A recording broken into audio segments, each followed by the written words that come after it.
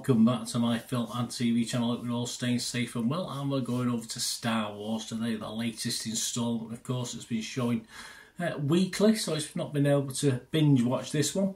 So we're going to have a look at something, of course, called Ahsoka. Please, if you're new to the channel, push that subscribe button, push the bell notifications, everything film and TV and series reviews like this, information, blogs, lots of different things. So please jump on board. Let us know what you think as well. Let us know in your comments section what you think. Great to hear from you. And if you got a chance, guys, just give us a little like, just give us a thumbs up. For me, not particularly this film, although it's pretty popular, this one. Yeah, I could understand why for Star Wars fans. I'm not a Star Wars fan. Anyway, more of that in a moment. Yeah, it was created and written by Dave Filoni for Disney Plus, of course, part of the Star Wars franchise, and a spin-off from the series The Mandalorian from 2019 to the present, taking place in the same time frame as that series and its other interconnected spin-offs after the events of the Return of the Jedi back in 1983, 40 years ago, flipping heck, while also serving as a continuation to the animated series Star Wars Rebels, don't much about that one, 2014 to 18, and the series follows, of course, Ahsoka Tano as she investigates an emerging threat to the galaxy following the fall of the Empire. Yes, well, the nasty boys are trying to get back in, aren't they? Rosario Dawson stars as Ahsoka Tano, reprising her role, of course, from The Mandalorian, and Lars Mikkelsen reprises his Rebels role of Grand Admiral Thrawn. Yes, I like him. And the series is confirmed to be continuing the story established in Rebels. So yeah, lots of stuff I've not watched on this, guy. So I watched this sort of bit like a standalone thing.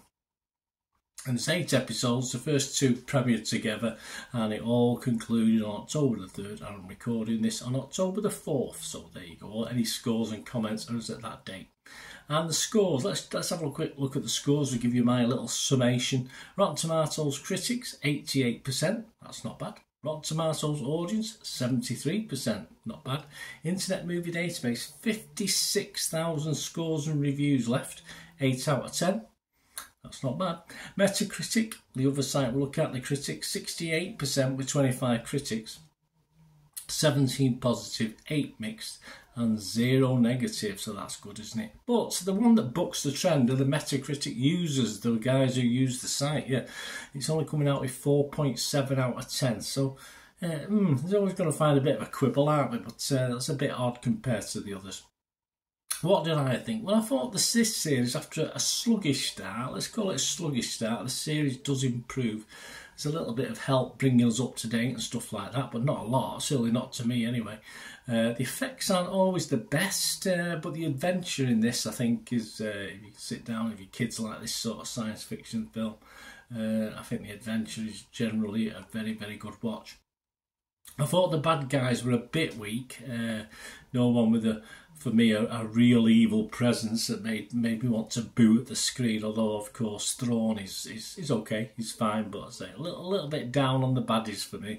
And obviously, if you're not familiar with the animated series or Rebels, etc., Clone Wars, there may be gaps in this that sort of you don't really have answered, but it doesn't really affect the watch. You can sort of fill in the spaces if you like.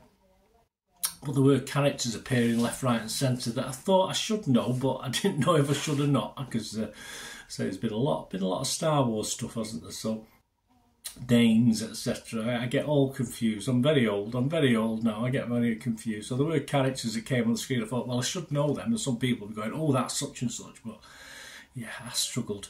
It doesn't help when you watch, like The Mandalorian. I watched all series 1 and I enjoyed it, and I watched part of series 2. I didn't get through all of series 2 as well, so that doesn't help either, probably. What I did like about this was, of course, the strong female leads. That sort of appealed to me. Yeah, as far as characters and personalities and acting as well as other things, but hey, we won't go too much into that. I thought the guys were a little bit stiff and weak, in fairness, but again, it's nothing wrong with the female taking the lead in this one. I must admit to being a little underwhelmed by the climax to it, but to the end of the series, episode 8, I'll go through my individual scores in a minute. But of course, as we ramp up for a series 2, which is bound to be, I suppose there's plenty to play for, so it left a little things open. So my scores for the episodes not as high as some of the scores we saw earlier on. Episode 1, Master and Apprentice, I gave a 6 out of 10. Episode 2, Toil and Trouble, I give a 5.5. Episode 3, Time to Fly, I give a 6.5. Episode 4, Fallen Jedi, I give a 6.5. Episode 5, Shadow Warrior, I give a 6. Episode 6, Far Far Away, I give a 5.5. Episode 7, Dreams and Madness, I give a 6.5. And Episode 8, as I said, not as climactic as I might have wished, but a wonderfully titled Jedi, the Witch and the Warlord. I like that. I do like that title. I gave it a 6 out of 10. They do vary. You get some that are just over half an hour, you get some that are over 50 minutes, so they do vary in length as well. So that's my individual scores. So overall, when it comes down to it, I would be fresh, of course, on Rotten Tomatoes.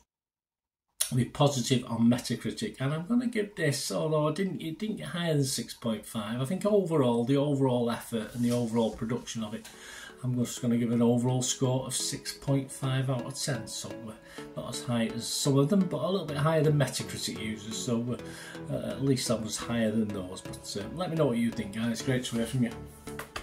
Till we meet again, unless one thing you want, please stay safe, everyone. Bye for now.